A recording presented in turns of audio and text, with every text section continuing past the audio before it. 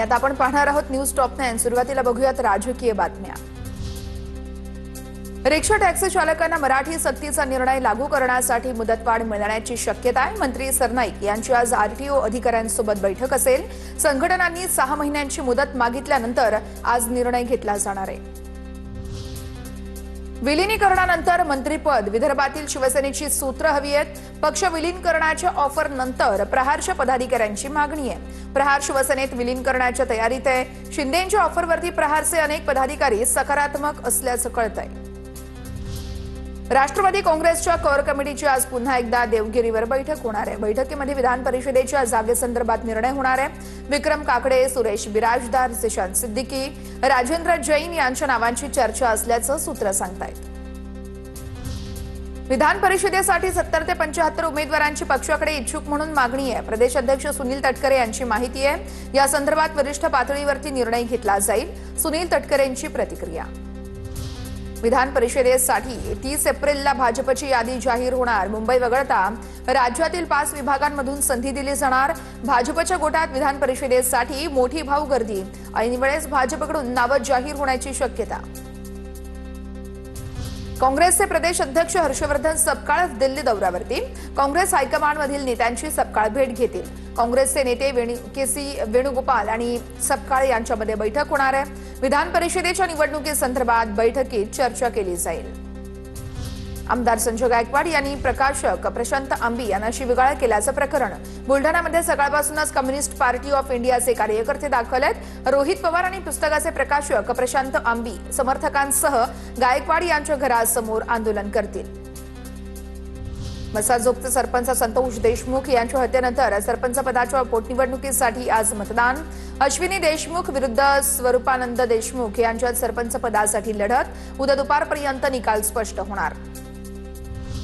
रोहित पवार आज हक्कभंग समितीसमोर उपस्थित राहणार। मंत्री जयकुमार गोरेंनी रोहित पवारांविरोधात हक्कभंग मांडला होता। आज दुपारी 3 वाजता विधान भवनामध्ये हक्कभंग समितीसमोर सुनावणी पार पडणार आहे। आता पाहूयात टॉप 9 मोठ्या बातम्या।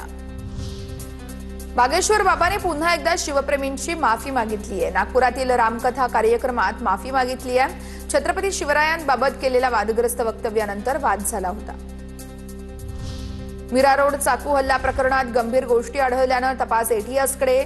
तुला कलमा वाचता येतो, नमाज पढता येतो विचारत हल्ला केल्याचं समोर। आरोपीने इसिस जिहाद असे शब्द लिहिल्याची नोट आढळली आहे।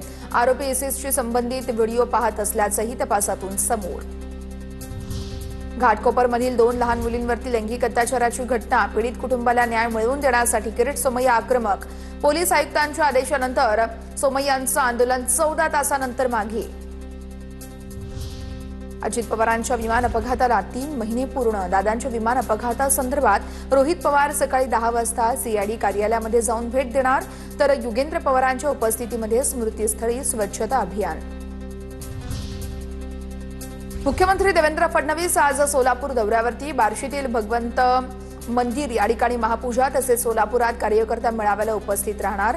हरिभाई देवकरण प्रशालेच्या मैदानावरती मेळाव्याचं आयोजन।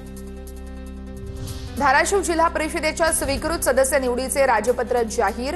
धाराशिव जिल्हा परिषदेमध्ये 5 स्वीकृत सदस्यांची निवड। जिल्हा परिषदेच्या निकालानंतर 95 दिवसांनी स्वीकृत सदस्य निवडीचे राजपत्र जाहीर। जिल्हा परिषदेसह पंचायत समितीमध्ये देखील स्वीकृत सदस्यांची निवड। सोलापुरातील भोंदू मनोहर भोसलेकडून भक्तांची फसवणूक प्रकरण। आयपीएस अधिकारी अंजना कृष्णांकडून भोंदू मनोहर भोसले आणि त्याच्या साथीदाराची 5 तासाहून अधिक चौकशी। माढा न्यायालयामध्ये भोंदू मनोहर भोसले आणि त्याच्या साथीदाराला हजर केलं जाणार। मुंबई महापालिका आयुक्तांच्या दालनामध्ये आज महत्त्वपूर्ण बैठक। पावसाळ्यापूर्व कामांचा आढावा घेतला जाणार। आज सकाळी 11 वाजता पालिका आयुक्तांच्या दालनामध्ये बैठकीचं आयोजन।